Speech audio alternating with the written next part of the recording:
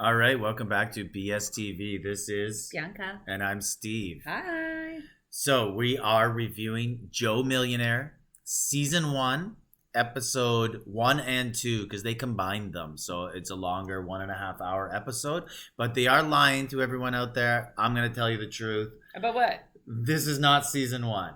This is season 2, about 2003, I think. Okay. 2002, there was a Joe Millionaire, and it was a similar concept. So this Joe Millionaire, the concept is there's two guys, and one is actually a millionaire.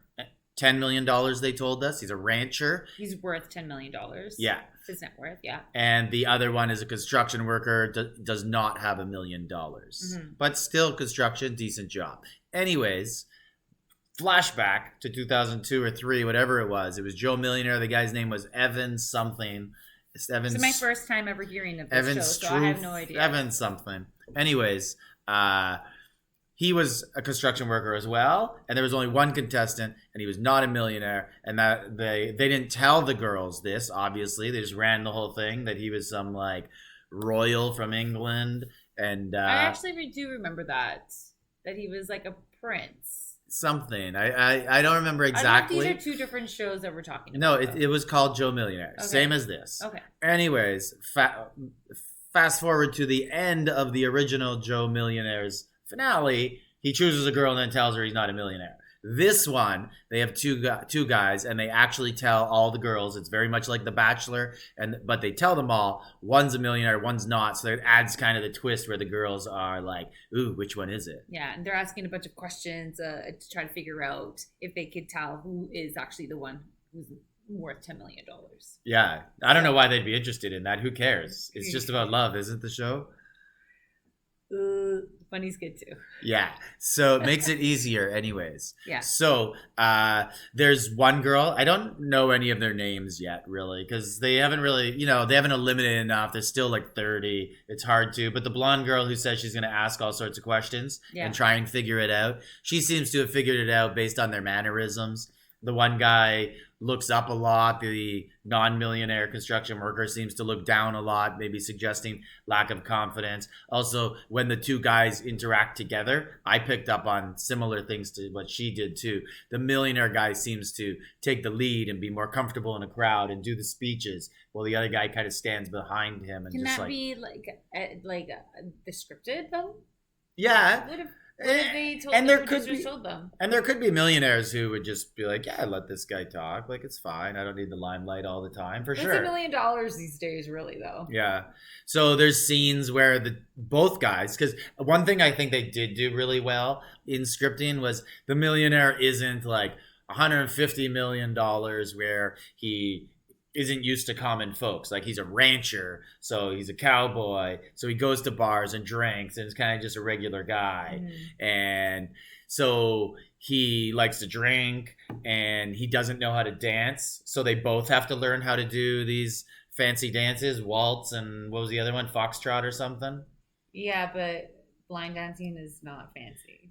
Yeah, but whatever, they had to both learn. So it's not like they would go out there and the millionaire was smooth because he went through all these etiquette classes growing up and learned all this stuff. I thought? Kurt, who is actually not the millionaire, he was playing the piano, and I think a lot of the girls assumed that maybe he was the rich guy because more like, I'm not saying well-to-do families, do learn how to play music, but more extracurricular activities that he cost money. So maybe they thought the arts.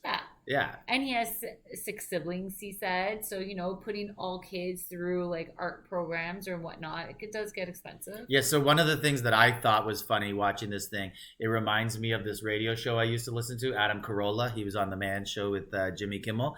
And one of the bits he would do on his radio show was Rich Man, Poor Man. And it was similar qualities of rich people and poor people. And what was... So one of the ones would be like lots of kids. Poor people have lots of kids, or rich people have lots of kids. Another one with this guy would be like, he has long hair and tattoos, like rich people or poor people, right? Because middle class people, like, you're gonna go be like a teacher or nurse or something that's hired by the government. You're probably not gonna get hired with that sort of look. There you go. That's a cool analogy. I like that.